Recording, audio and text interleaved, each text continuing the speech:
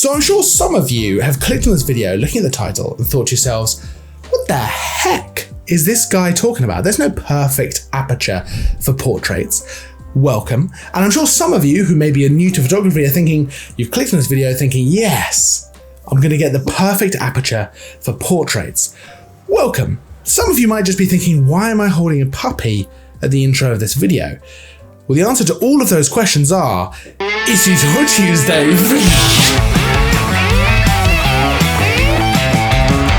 Welcome back to Tutorial Tuesday, where each and every Tuesday we bring you a brand new, fresh photography tutorial. This week, of course, is no different, and this week we're talking about the perfect aperture for your portraits. Now, of course, there is no perfect aperture for your portraits. There's a lot of different things to consider when you're going for the final look of your portrait, and that's what we're going to talk about today, the different kind of looks you can get with different apertures, and actually other stuff that massively affects the look of your portraits, especially if you want to talk about a shallow depth of field, which I know a lot of us do. Now, of course, a lot of us, when we start out with photography or we get our first super exciting prime lens, which may or may not be a nifty 50, which I've been talking about a lot recently in previous videos, we'll shoot at the widest possible aperture, f1.8, f1.4, f1.2, whatever the widest aperture we can use is, that's what we'll tend to use for our portraits because it's very exciting and it immediately gives you that blurred background, the bokeh, and it looks good, right? It's exciting compared to the kit lenses that we've been using in the past. But actually, as time goes on, you learn that maybe that's not always the best option. That's not always going to be the ideal aperture, especially for your portraits and stuff like that. Now, the reason there's no perfect aperture for your portraits is different apertures will give different looks, and different situations require different apertures. There's no one perfect setting. But let's start off by talking about getting that shallow depth of field, that blurred background look to your portrait, and how you can achieve that with different apertures and what else affects that. So obviously the most immediate obvious thing that's going to affect that blurred background, that shallow depth of field, is the aperture. That's obvious, right? The wider the aperture, the faster the aperture, the more out of focus areas are going to be present and it's going to be blurred and it's going to be lovely. And if you shoot f1.2, for example, and it's a close-up-ish, you're going to get fall off just behind the eyes. So the eyes will be in focus and then it starts to go out of focus even by the ears and then back. And that can look beautiful, but that's not the only way of actually achieving a look that's similar to that. f1.2 is not always going to be the perfect aperture for your portraits. If you have a subject who's looking slightly off camera and you focus on one of the eyes, at f1.2, especially on something like an 85mm lens, this eye will be in focus and this eye will actually be out of focus, which is not actually going to be great for the look of your portrait. In a situation like that, you need a slightly deeper depth of field. You need a slightly deeper focal plane so you can get both eyes in focus. And in that situation, I would probably stop down to f2, f2.8, maybe even f4. Now, by stopping down, I'm increasing the focal plane, the actual depth of the focal plane. So in that situation, I could get the eye, the second eye in focus, and I'm also going to get, realistically, slightly sharper results on the skin, a bit more detail, stuff like that. So while, yes, a nice fast aperture, f1.2, f1.4, something like that, can be great for softening up the skin a little bit, having a slightly slower aperture, something like f5.6 even, or f4, is going to give you a little bit more detail on the skin, which can be great for certain kind of photos that you might want to go for. Now, the aperture is not the only thing that's going to affect that depth of field. There's two other things that massively come into play. The first one is how close you are to your subject. If you get closer, then the focal distance from the lens to your subject is shorter, and actually you are going to end up with more of a blurred background because the fall off, the actual focal plane is right up close to the lens and it kind of gets smaller as it gets closer. And you're going to have a much more of a fall off, much more of a blurred background, and that bokeh is going to be very strong. So getting closer to your subject increases the amount of bokeh and actually makes the shallower depth of field more intense.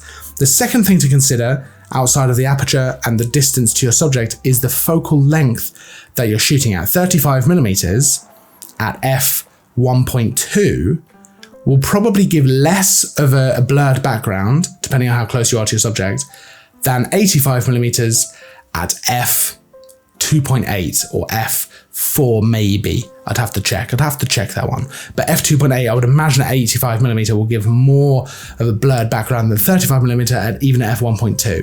And that's because the actual focal length that you're shooting at plays a massive part in both the compression and the way that the background ends up in terms of how blurred it is. So it's not just about the aperture, and that's a mistake I know a lot of us make, and I know I certainly made it for a good couple of years when I first started out, that it's not all about that aperture. So for example, as a 50mm lens, you could shoot f4 and still get a nice blurred background. With a 24-105, telephoto lens, that's great for portraits. 70-200, great for portraits because you've got a lot of versatility there. But even if it's an f4 lens, you can still get a really nice blurred background because you can just affect it in other ways, zooming, moving closer to your subject. Those are also going to affect that depth of field. So we talked a little bit about, using a slower aperture, f5.6, something like that, to get a bit more detail on the skin. So let's talk about that. So a fast aperture, f1.2, f1.4, that's going to give you a softer look to your skin. It's going to keep the eyes in focus and probably, hopefully, nice and sharp. And then everything kind of forward and back from the eyes is going to start to just drift out of that focal plane, and it is going to soften up the skin. Now that's great for a number of different reasons. It gives you a dreamy look to your photo. It can help soften skin if you want to avoid kind of showing off blemishes or anything like that. It can do a lot for that kind of stuff, and you get a nice blurred background as well. It's quite an easy way to get a nice looking portrait. But f4, f5.6, still focused on the eyes, is going to give you more detail on your skin. It's going to give you a deeper focal plane so that more of the face and the hair and stuff like that is in focus. Now the background's still going to be blurred, admittedly slightly less blurred, but it is going to be blurred. But the detail on the skin is going to be quite significant. So in a situation where you want to show off makeup, where you want kind of a fashion portrait, that is a great way to do that, to actually stop down the aperture a little bit and have a little bit more detail. Now, of course, a full body image, a full body portrait, you might want to use a slightly stopped down aperture so that you have a better focal plane, a deeper focal plane, so you get more detail in the clothes and all that kind of stuff. 85mm is a great focal length, I think, to use for full body portraits as well. You can stop down a little bit, f2.8, f4, even f5.6, but still retain a nice kind of blurred background right towards the back. You also want to experiment a little bit with the depth that you're using behind your subject. So this photo, for example, it's taken on a zoom lens. I think I took this around 180mm. I'm shooting at f5.6, and I've just moved my subject away from the wall of graffiti. Now in this photo, you can't really see that wall, but by moving him away from that, so he's actually stepped away from the wall, I think about 5 steps away from it, that just means that the wall is now further away, it's out of the focal plane, it starts to blur out. It also helped that he stepped into the light, so he's kind of backlit, but by stepping away and having a bit more depth behind him, you also allow that background to blur out rather than being part of the focal plane that your subject is actually standing in. Now, of course, if you want to go for more of an environmental portrait, including the environment in your shot, you're going to want to stop that aperture down probably even more, f5.6, f8, maybe even f11. It depends how much of the environment you want to get in the shot. Now, I love an environmental portrait. I think there's different ways of doing it. I'll shoot f4 if I want to have my subject slightly separated from the environment, so we've still got a bit of blur, but you can still work out what the environment is. It's just a little bit blurred compared to our subject. Or I'll use something like f8 if I really want to include the environment in the photo, so having my subject and the environment both in focus, and actually the whole photo is about where the subject is and all that kind of stuff. So that's when you would want to stop down that aperture. And of course, again, using a super fast aperture, it just isn't going to work in the same way in that sort of situation. You're not going to get all the environment. So it's important to tailor your aperture choice to the kind of portrait you want to go for. A dreamy, kind of ethereal portrait where you're trying to hide maybe skin blemishes or anything like that. You want to soften the skin, nice fast aperture. There's also cool, obviously, if you're using a fast aperture, maybe in a lower light situation. So at an event, at a wedding, maybe even out and about, after sunset, a nice fast aperture, f1.2, f1.4, means you can shoot much later without having to bump up that ISO. So that is great.